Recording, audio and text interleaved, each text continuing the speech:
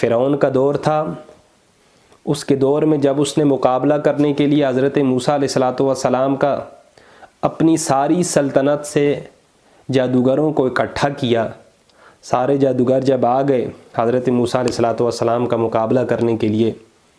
تو جادوگروں نے حضرت موسیٰ علیہ السلام کو بزرگ شخصیت سمجھتے ہوئے آپ سے یہ کہا کہ آپ پہلے اپنا عصا ڈالتے ہیں یا پہلے ہم اپنی رسیوں کو ڈالیں،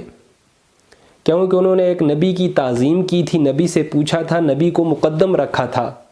اللہ رب العزت کو ان کی یہ ادا اتنی پسند آئی کہ اللہ نے سب کے دلوں میں نور ایمان کی روشنی داخل فرما دی۔